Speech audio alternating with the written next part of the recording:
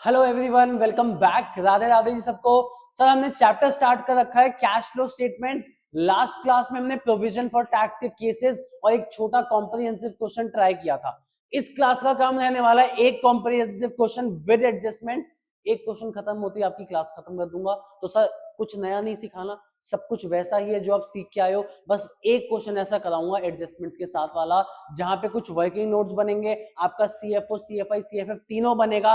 Last में हम total match करेंगे एंड अपनी क्लास को खत्म करेंगे। तो सर क्वेश्चन आपकी स्क्रीन पे पढ़ो।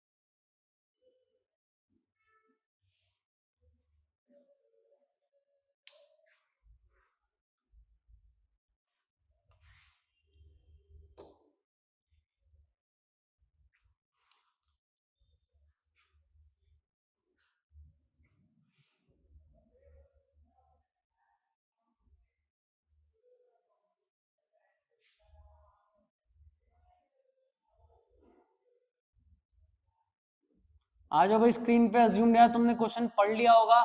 तो बेटा स्टार्ट कहां से करना है आपको चीजें पता है। वर्किंग नोट 1 से चीजें स्टार्ट होती हैं। नेट प्रॉफिट आफ्टर टैक्स कैसे आता है sir? Current year minus previous year of surplus in statement of PNL. आपको पीएनएल दिख गया होगा, उसका डिफरेंस देख लो भैया। 1,35,000 आपका आ गया नेट प्रॉफिट आफ्टर टैक्स। अब बेटा बात सुनो, तीन dividends proposed previous year, interim या प्रेफरेंस डिविडेंड में से कुछ हो ऐड करना पड़ता है। सेकेंड एडजस्टमेंट आपको गिवन है dividend paid during the year. आपको स्टार्टिंग में सिखाया था computation of net profit before tax वाली क्लास में कि sir proposed dividend previous year को dividend paid during the year भी कहा जाता है। तो प्रपोज्ड डिविडेंड प्रीवियस ईयर आपको एडजस्टमेंट में गिवन है, चेक करो बेटा। 30,000 30,000 रुपए आपको गिवन है, लिख दो। बताओ जी कोई दिक्कत पूछो, कोई टेंशन? चले सर अब अगली चीज, provision for tax current year. मेरे को ना आपको एक चीज आप मेरे को जज करके बताओ। कल की क्लास में आपने तीन केसेस सीखे थे टैक्स के। पहला किसी एक साल का गिवन हो, दोनों जगह वही प्लस माइनस। दूसरा 2 साल का गिवन है तो करंट ईयर वाला ऊपर प्लस, वर्किंग नोट 1 में प्रीवियस ईयर सीएफओ के एंड में माइनस। दोनों साल के गिवन है प्लस कोई एडिशनल इन्फो है तो अकाउंट बनाना पड़ता है। क्वेश्चन आपने पढ़ा नहीं पढ़ा तो एक बार वापस पीछे जाओ, क्वेश्चन पढ़ो, जज करके बताओ कौन सा केस है। जज करो चलो।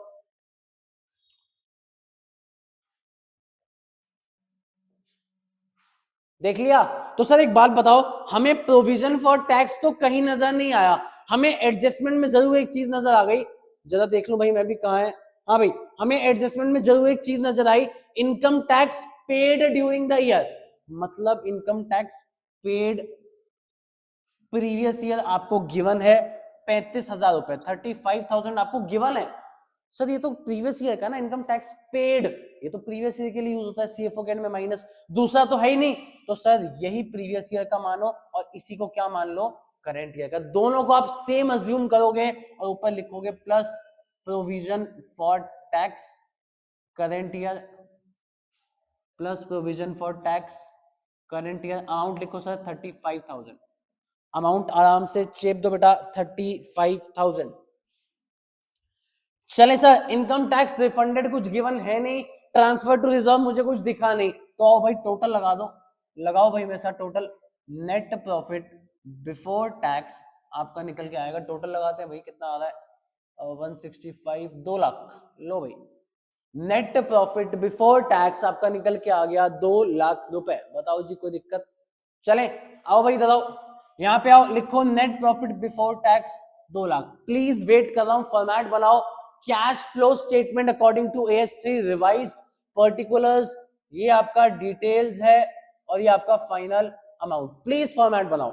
अभी रिपीट वापस से इस क्लास के लिए, आप सीएफओ नहीं लिखोगे, आप फुल फॉर्म लिखोगे, cash flow from operating activities please लिखो। चलो नोट कर लिया बेटा, आगे चलते हैं। आओ भाई सर पहली हेडिंग बनाते हैं, plus non cash and non operating items. बनाओ भाई पहली हेडिंग सब मेरे साथ, plus non cash and non operating items. बन गया? आओ सर 4 नामों पे फोकस करते हैं। पहला डेप्रीसिएशन, आओ ढूंढने चले, आओ ढूंढने चले।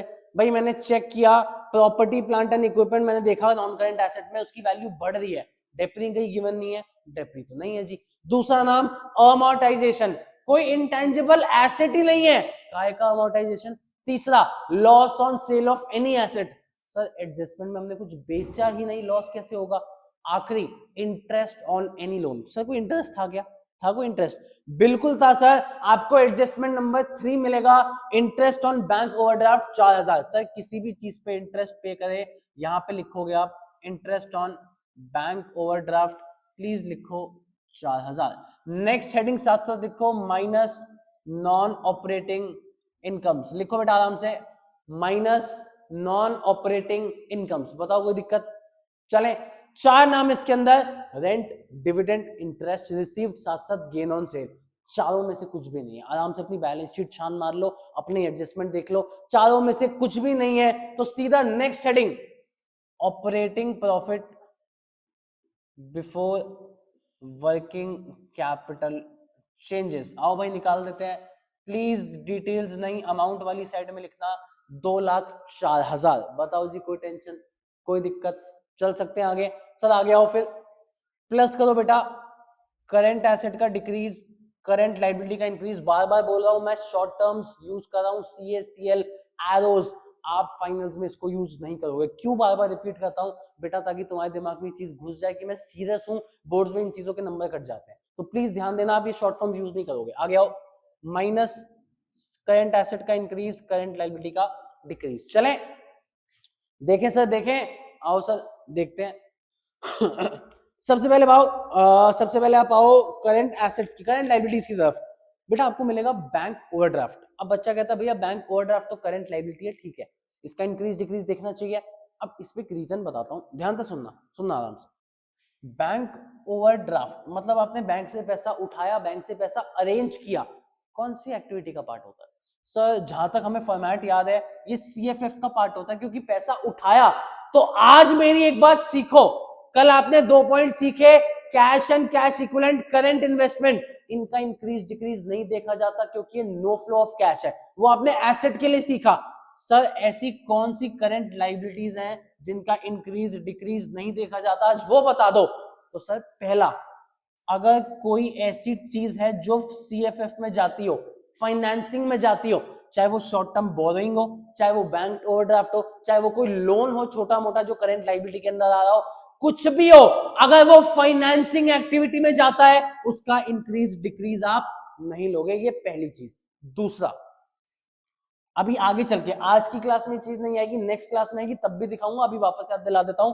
अगर आपका कोई प्रोविजन फॉर टैक्स आता है, provision for tax short term borrowings के अंदर आता है, करंट लाइबिलिटी के अंदर आता है, इसका भी आप इंक्रीज डिक्रीज नहीं लेते हो, क्योंकि आप प्रोविजन फॉर टैक्स अलग से यहाँ पे ऐड करते हो और प्रीवियस ईयर का CFO के एंड में क्या करते हो, माइनस। तो प्लीज इस बात को याद रखना, एसेट्स में मैंने आपको बता दिया, कैश एंड कैश इक्विवेलेंट्स और करंट इन्वेस्टमेंट का इंक्रीज डिक्रीज नहीं लिया जाता, because there is no flow of cash.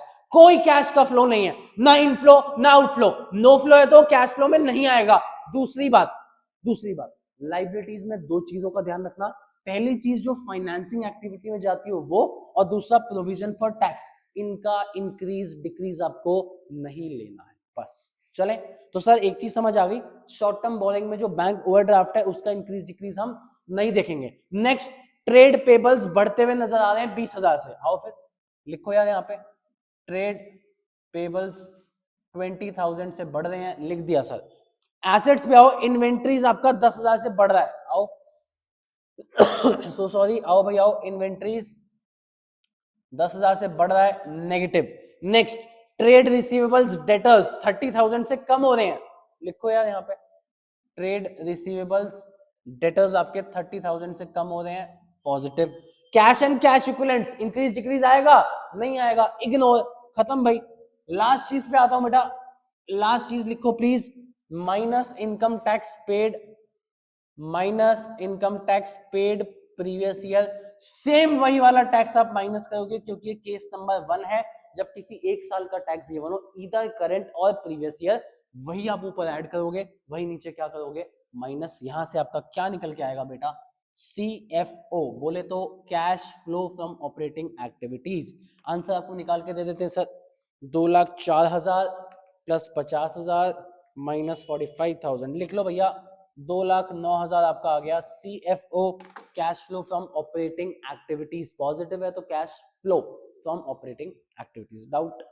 चले सर आओ नंबर 2 पे आओ। नंबर 2 पे हेडिंग डालो CFI, cash flow from investing activities. Sir कोई अकाउंट तो बना नहीं है तो अपने को वहां से कोई दिक्कत नहीं है। इन्वेस्टिंग एक्टिविटीज में purchase and sale of any asset आता है, लेकिन वो कौन सा एसेट होता है, नॉन करेंट। तो भैया बैलेंस शीट पे जाओ, नॉन करेंट एसेट में आपको मिलेगा property plant and equipment, 2 lakh रुपए से 480 हो रहा है, 2,80,000 से बढ़ रहा है भैया, बढ़ रहा है तो खरीदा होगा, पैसा लगा होगा, minus purchase of property plant and equipment 2,80,000 negative. और भैया और कुछ भी CFI से रिलेटेड नहीं है मेरे पास, तो प्लीज लिखो कैश फ्लो नहीं, वर्ड क्या आएगा, cash used in investing activities 2,80,000 negative. बताओ जी यहां तक कोई दिक्कत, कोई टेंशन? नोट कर लो भाई फटाफट, चल सकते हैं आगे, पक्की बात है।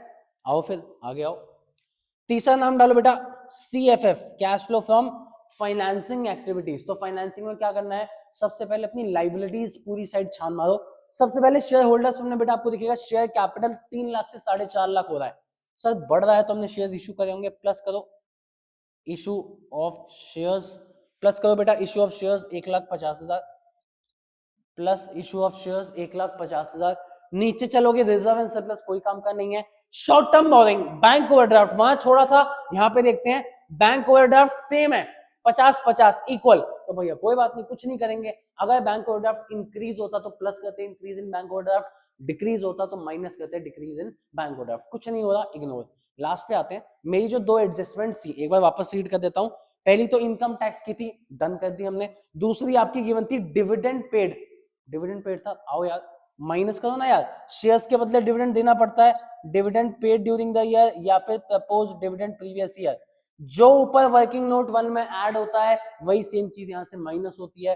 प्लीज माइनस करो 30,000, 30,000 रुपए माइनस। एक चीज और, इंटरेस्ट ऑन बैंक ओवरड्राफ्ट, आपको अगर याद हो इंटरेस्ट दे क्यों रहे हैं, क्योंकि पैसा उठाया है, फाइनेंसिंग का पार्ट है। प्लीज माइनस करो इंटरेस्ट ऑन बैंक ओडी, कितना था जी, 4,000। लो भैया यहां से हम अपना निकाल लेते हैं आंसर, किस चीज का, CFF का, cash flow from financing activities. 34 minus 1,16,000, लिख लो यार 1,16,000। बताओ जी यहां तक कोई दिक्कत? अब एक बात बताओ, CFO plus CFI plus CFF plus opening cash and cash equivalents, अभी देख के बताता हूं कितना है, इज इक्वल्स टू क्या निकल के आएगा जी, closing cash and cash equivalents. आओ भाई मैच करते हैं, भैया हमारा आंसर मैच हो रहा है कि नहीं हो रहा। आओ भाई ढूंढूं जरा कैश एंड कैश इक्विवेलेंट्स को। Sir opening cash and cash equivalents given है 85,000, तो पहले यहाँ ऐड करते हैं 85,000, और वो टोटल किसके बराबर आना चाहिए, वो आपको गिवन है closing cash and cash equivalents 1,30,000। मतलब in short CFO plus CFI plus CFF plus opening cash and cash equivalents, ये 130 के बराबर आना चाहिए। बराबर आता तो भैया अपना cash flow match, 2,09,000 minus 2,80,000 plus 1,16,000। लो भैया 45 प्लस 85,000, लो भैया अपना कैश फ्लो हो गया मैच। कैश फ्लो मैच का मतलब है हमारा आंसर पूरा करेक्ट है, कुछ गलत नहीं है, आपका काम खत्म। देखो हर क्वेश्चन में अब 1-2 क्लास और आएंगी, 1 या 2 क्लास और है, मैक्सिमम 1 या 2 क्वेश्चन जितने आपको कराऊंगा। ये क्वेश्चन फिर भी थोड़ा छोटा था, अभी कुछ वर्किंग नोट्स आपके पास आएंगे। आपने पढ़ा है जब आप इन्वेस्टिंग एक्टिविटी बनाते हो, मशीन या किसी की एडजस्टमेंट गिवन होती है, आप उसका अकाउंट भी बनाते हो, आगे आने वाली क्लासेस में वैसे क्वेश्चंस आएंगे, वो भी आपको कराऊंगा। मतलब 1-2 वर्किंग नोट और बनेगा, 1-2 चीजें इनमें और एडअप होंगी। बड़ा क्वेश्चन इतना ही होता है, बड़ा क्वेश्चन में बहुत चीजें नहीं होती। CFO थोड़ा सा बड़ा रहता है, CFI CFF छोटे छोटे रहते हैं, बाकी 1-2 वर्किंग नोट्स बनते हैं। तो इसका मतलब क्या है, इंडिविजुअल CFO CFI CFF करने से आपके कॉन्सेप्ट सारे क्लियर्ड है।